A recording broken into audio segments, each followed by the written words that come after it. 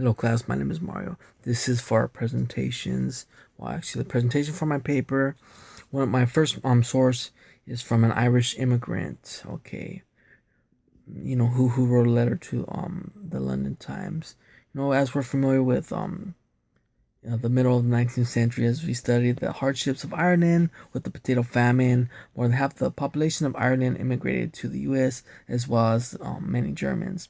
This wave of immigration affected almost every city and individual in America from 1820 to 1870, with over 7 million immigrants. Okay, the Irish immigrant who wrote the letter to the London Times in this article, spoke so proudly of in his words of coming to the land of plenty. All right, he spoke of purchasing 120 acres of land at $5 an acre on arrival.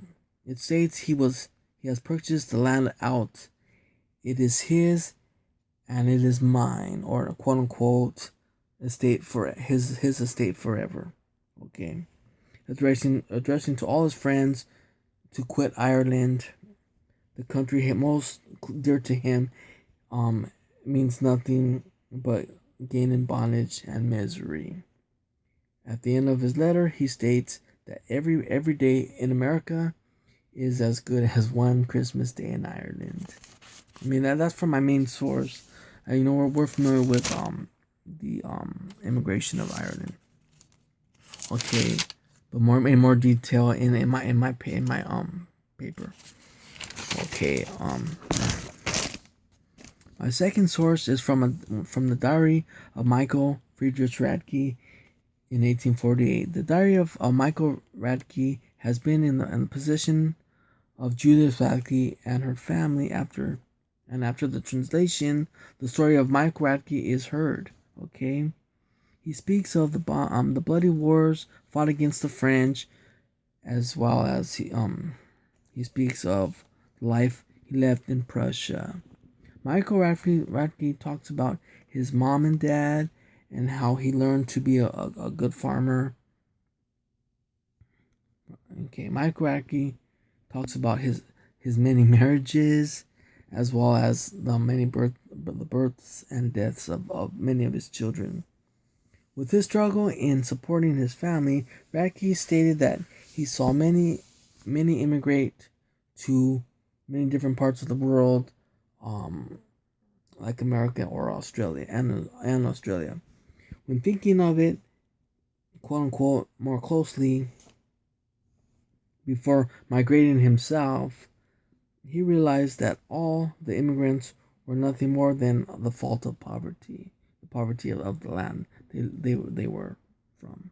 Okay, and my third source is from a young girl of the age of 13, named Sadie Frown. Okay, Sadie Frown is from Poland, who migrated here with her mother. Okay, they migrated here after the death of her father. Okay, they left the store behind and everything. With the failure of the store, the family store, and the death of her father, the death of her father, they wanted to start a new life. With migrating or immigrating to America, they lived with an aunt. Within a couple months after coming or immigrating, the mom passed away.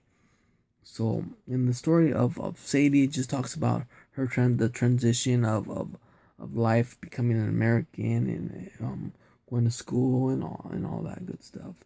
I'll get in more detail. Okay.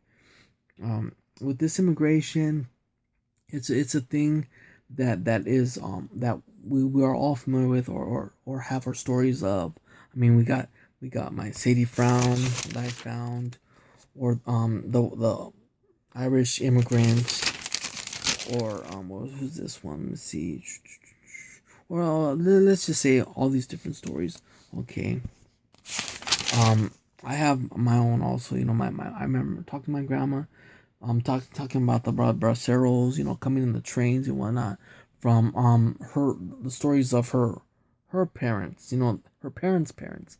I mean, we are all just immigrants It's an argument of who who is allowed to take who is allowed to say what an American is. I mean, I would like to say that is my argument. Who is allowed to say what an American is if we all immigrated here